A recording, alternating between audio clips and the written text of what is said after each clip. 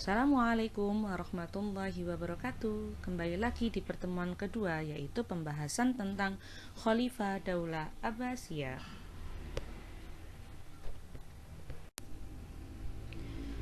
Bani Abbasiyah berjalan selama kurang lebih 5 abad. 5 abad itu artinya 500 tahun. Dari tahun 750 sampai 1258 Masehi. Wow, sangat lama sekali ya dibandingkan Bani Umayyah. Kalau Bani Umayyah hanya 1 abad, yaitu 100 tahun. Kalau Bani Abbasiyah itu 500 tahun atau 5 abad. Jadi sangat lama sekali, bukan? Nah, selama 5 abad tersebut terdapat 37 khalifah yang memerintah Daulah Abbasiyah. Siapa saja? Di pertemuan sebelumnya sudah Bu Erliskan siapa saja.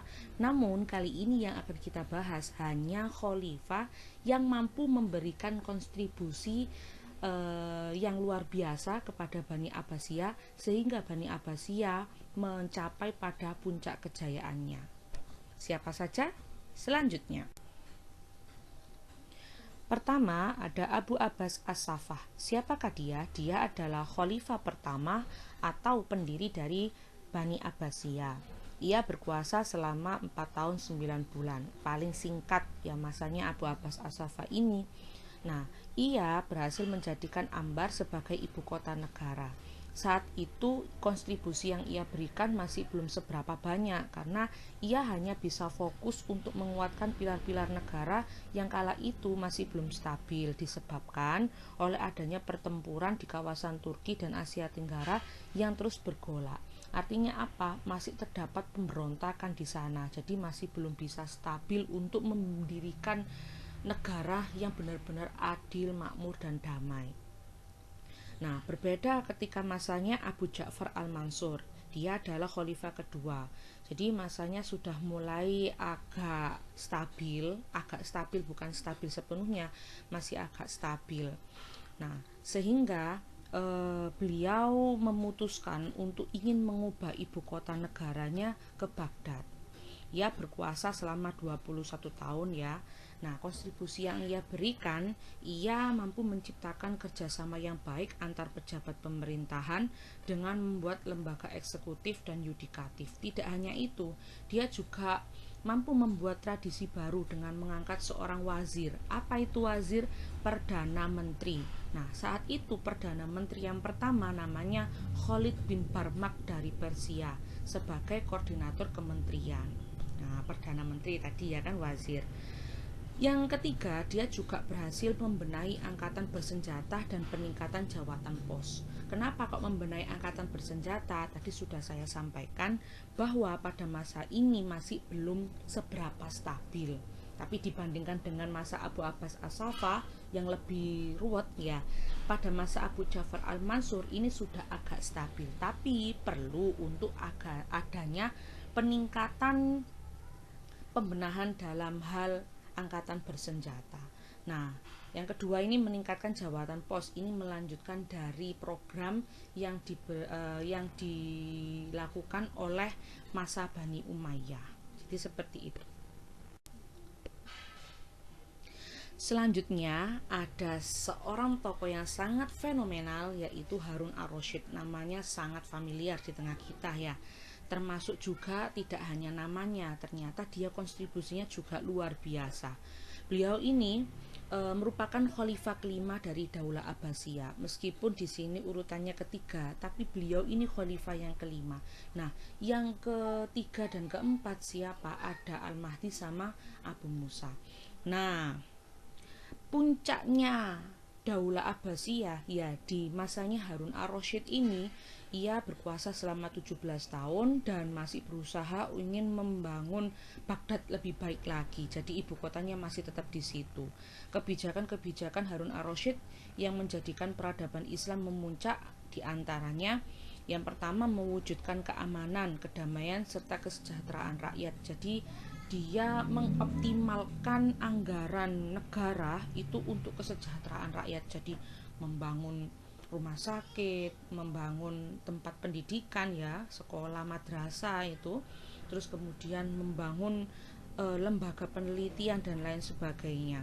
Kemudian yang kedua, dia mewujudkan Baghdad dengan bangunan megah. Jadi kalau kalian pernah mendengar yang namanya mercusuar dengan 1000 bintang, nah itu adalah bangunan yang diberikan oleh Harun ar-Rasyid kala itu.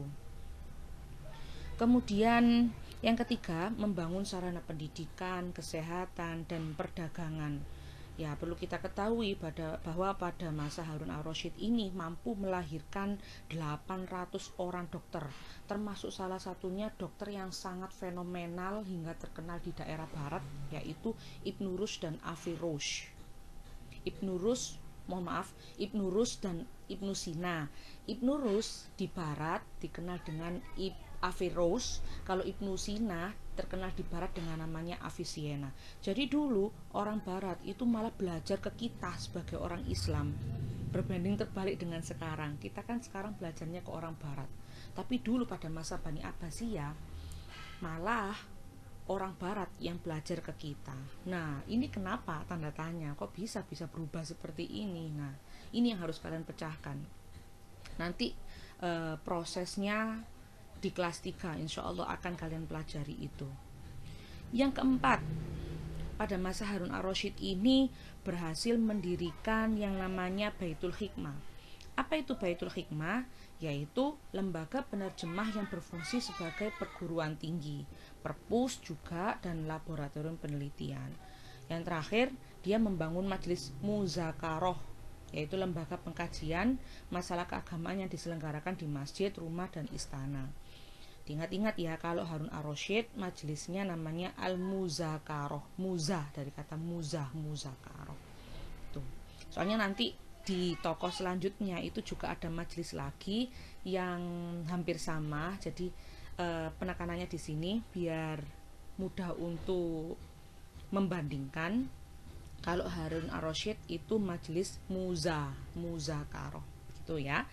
Nah, anak-anakku, perlu diketahui bahwa kejayaan Harun ar-Rasyid itu tidak lepas dari peran gurunya sebagai wazir Perdana Menteri.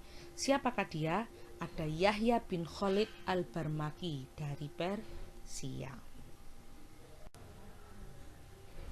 Tokoh selanjutnya ada Abdullah al-Ma'mun. Siapakah Abdullah al-Ma'mun? Putra Harun ar-Rasyid. Jadi Harun ar-Rasyid itu memiliki putra kembar, Al-Amin sama Al-Ma'mun. Nah, Al-Ma'mun itu khalifah ke-7. Khalifah ke-6-nya siapa loh Bu? Kalau seandainya Harun ar-Rasyid itu khalifah ke-5, ya Al-Amin itu tadi. Ya. Nah, pada khalifah ke-7 ini Al-Ma'mun berkuasa selama 20 tahun dan ia masih menjadikan Baghdad sebagai ibu kota negara. Kemajuan yang diraih Al-Ma'mun, ya.